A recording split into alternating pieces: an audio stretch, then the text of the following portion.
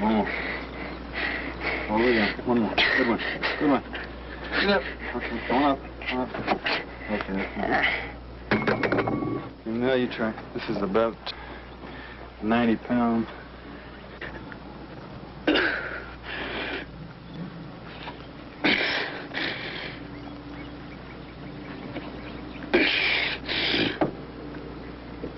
Up, up, up, up.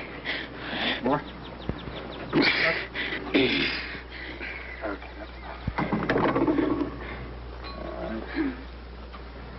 All right. A couple.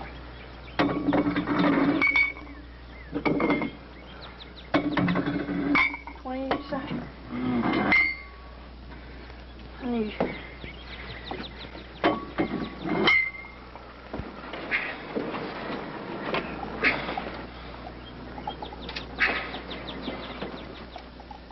It's a highly competitive business, and you're working under stress.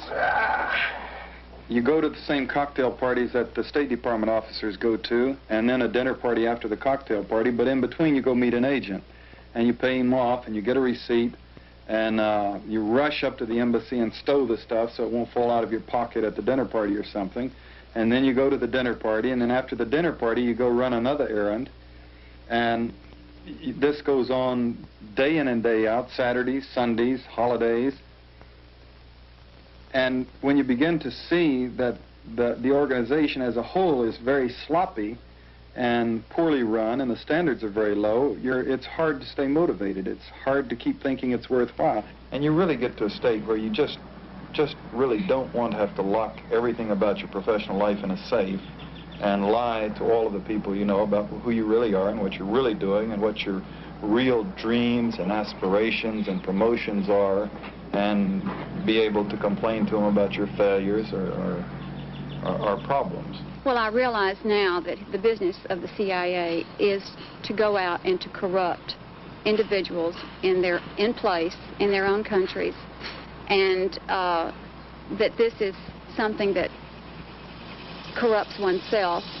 This was going against his upbringing, which was a strong Christian, very moral background, and he was coming into conflict with himself, hating himself, angry with himself. You know, I would like to present myself as a man of intense principle who saw bad things and immediately resigned in disgust, but my career was obviously going quite well. I had the prestige of people coming to me for jobs, coming to me for advice, inviting me to lunch, wanting to play tennis with me. This is, you know, obviously a human satisfaction. I was not yet in top management. I couldn't really give away a lot of jobs, but I could speak on the behalf of someone. My income was about $33,000 a year. In 10 years, I could retire on a $21,000 a year pension for the rest of my life. I had total security. Was it the thought that you would be continuing to do things like the Vietnam involvement and the Angolan involvement that you thought was immoral or counterproductive at the least? Well, what I tried to do was to psych myself into going back to Africa as a chief of station in some place like Khartoum, for example, which would have been a nice post for my grade, and just not push covert operations very much. If something came along that was just sort of irresistible, some agent that just had to be recruited, will let an officer in my station recruit him, but basically just play a lot of tennis and let the paychecks come in. This is traditionally what burned out senior case officers do. And I muddled and waffled and vacillated and rationalized for about 8 months before I could tear myself away. I don't really look at it as taking that much guts to quit. I just sort of didn't have any choice. By November and December, I had intense pains in my abdomen, which were obviously the precursors of a stomach ulcer from the internal conflict of wanting to hang on to this career but not respecting it. I had requested many times that Bob just drop out of the CIA, just get out and start life anew someplace. He wasn't able to do so when I asked him to, but now he has. He's seen even more since our divorce. And yes, I do feel vindicated when a man comes back and says you were right all along. Everything you ever said was right. Everything you ever said about everybody who walked into our house was right. What lessons did you learn from your dad's experience? Well, of course, it brings up values just all over the place. And that, I mean, you could break up on that a whole lot. But, you know, and listening to him right now, I'm learning this is something else. What's your reaction to CIA now, Mel? I think up high they're slobs, and then, you know, down in the lower, when you get down into the people who are actually out in the field, then they would do the working, you know. It strikes me as, you know, very inefficient, crooked, really just sloppy organization. I was not a man at peace with himself. And since I resigned, I do not feel in a position of conflict. I feel in a position of being at peace with myself morally.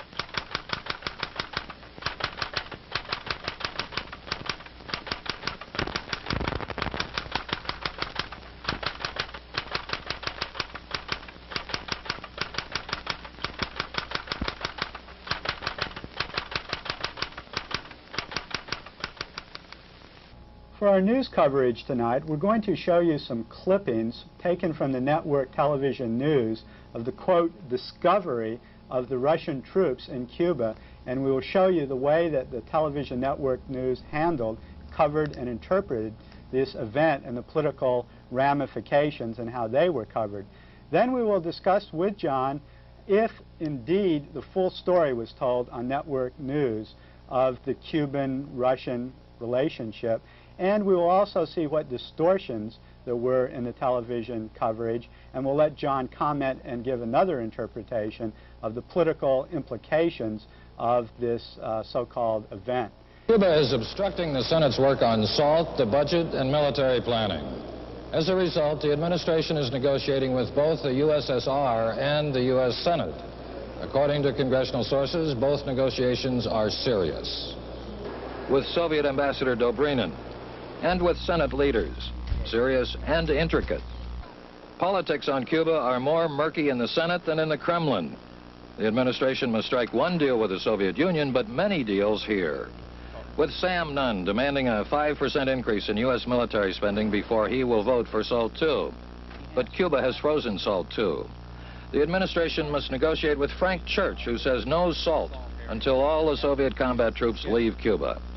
Carter can make no deal with the Soviet Union about the troops without dealing with powerful Scoop Jackson, who wants troops and jets and submarines out before he'll consider SALT. And he won't even do that without a 5% military budget increase. That brings Carter into entirely new negotiations with Budget Chairman Muskie, who opposes any major spending increase. And according to the White House press secretary, decisions were made about how to deal with the problem posed by those Soviet combat forces in Cuba.